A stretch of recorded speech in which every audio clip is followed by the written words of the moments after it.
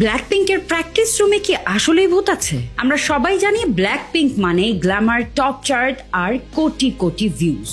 কিন্তু এই সাফল্যের আড়ালে কি লুকিয়ে আছে কোনো ভৌতিক রহস্য? কে পপ দুনিয়ায় একটা কথা প্রচলিত আছে, যদি কোনো শিল্পী তাদের প্র্যাকটিস রুমে ভূত দেখেন তবে তাদের পরবর্তী গান সুপারহিট হবে। ব্ল্যাক পিঙ্কের ক্ষেত্রেও কি তাই ঘটেছে? আজ আমরা জানবো তাদের সাথে ঘটা কিছু গা ছমছমে বাস্তব ভৌতিক ঘটনা।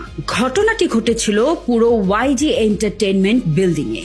একদিন যিশু যখন আয়নার সামনে একা নাচ প্র্যাকটিস করছিলেন, হঠাৎ আয়নায় তিনি যা দেখলেন তা ছিল অবিশ্বাস্য। কাপড়ের আলমারির আড়াল থেকে বেরিয়েছিল একটি রক্তশূন্য সাদা হাত। যিশু এতটাই আতঙ্কিত হয়ে পড়েছিল যে সেই মুহূর্তে সেখান থেকে চিৎকার করে বেরিয়ে যান। রহস্যটা আরো গভীর হয় যখন লিসাও একই অভিজ্ঞতার কথা জানান। লিসা তখনও যিশুর এই ঘটনার কথা জানতেন না।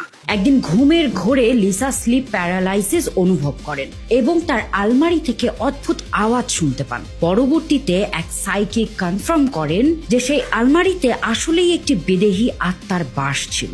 যিশু এবং লিসা দুজন আলাদাভাবে একই জায়গায় একই জিনিসের মুখোমুখি হওয়া কি কেবলই কাকতালীয়?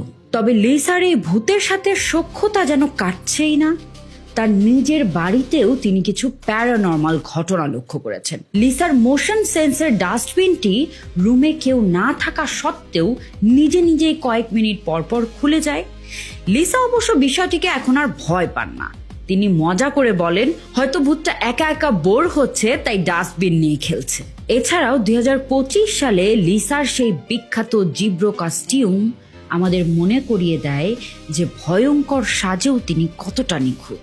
কিন্তু আসল প্রশ্ন হলো, ওয়াইলজি বিল্ডিং এর সেই পুরনো ভূত কি এখনো প্র্যাকটিস রুমের কোনায়, নাকি এই প্যারানর্মাল ইনস্টিটিউট গুলোই তাদের বিশ্বজয়ের গোপন টোটকা? আপনারা কি বিশ্বাস করেন যে পুরনো দালানে কোনো অতৃপ্ত আত্মা থেকে যায়, নাকি এগুলি কেবলই মনের ভুল? কমেন্টে জানান। আমি প্রিয়া রানী ছেত্রী, দেখা হবে পরের ভিডিওতে। এমন আরো ভৌতিক ভিডিও পেতে আমাকে like, share, comment and follow করতে ভুলবেন না।